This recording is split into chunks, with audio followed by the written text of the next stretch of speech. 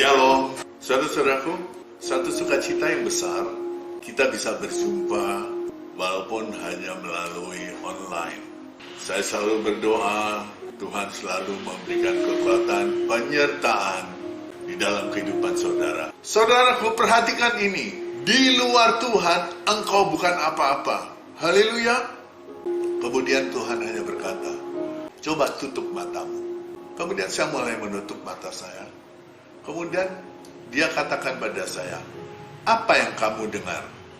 Kemudian saya katakan, saya mendengar suara mobil Tuhan. Ketika saya berkata, saya mendengar suara mobil Tuhan, yang terlintas di pikiran saya adalah mobil. Kemudian, apa lagi? Saya katakan, saya mendengar suara motor, karena rumah saya dekat dengan jalan, saudaraku. Jadi, saya katakan, saya mendengar suara motor. Ketika saya mengatakan, saya mendengar suara motor, yang terlintas dalam pikiran saya adalah motor. Kemudian, Tuhan berkata, apa yang kau dengar, itu akan mempengaruhi kehidupanmu.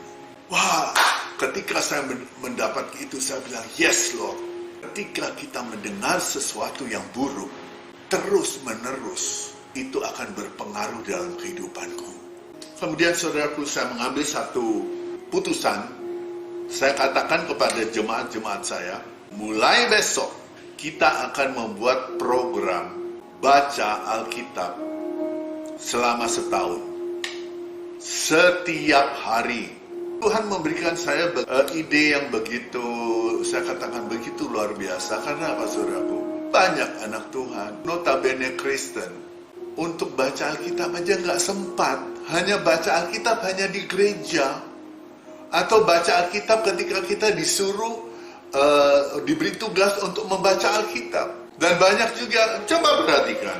Sekarang sekarang kita ada handphone, ada Alkitabnya, kemudian gampang mencari. Tapi coba, saudaraku, ketika kita memegang Alkitab, buku Alkitab, dan kita katakan, kita akan buka kitab Maleakhi. Banyak orang mencari dari Kejadian sampai Wahyu.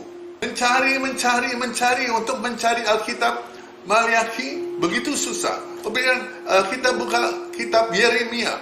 Mencari Yeremia, ada yang cari di Perjanjian Baru. Itu yang terjadi.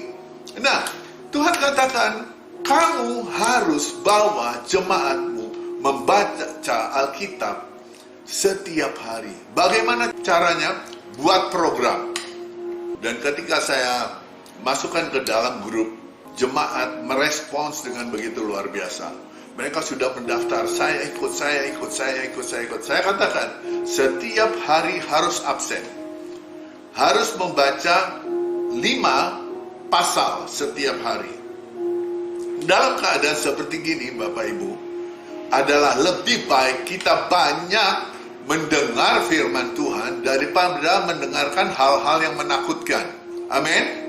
Dan engkau akan melihat ketika engkau diisi oleh firman Tuhan, setiap hari imanmu akan bertumbuh dan engkau akan mengalami hal-hal yang luar biasa bersama Tuhan.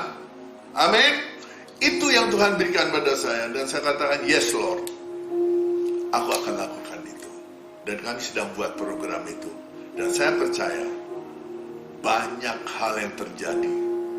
Banyak hal-hal supranatural yang akan terjadi di antara jemaat yang rajin setiap saat membaca sesuai dengan pimpinan dari petugas program. Jadi fokus kepada Kristus. Nikmati kasih-Nya.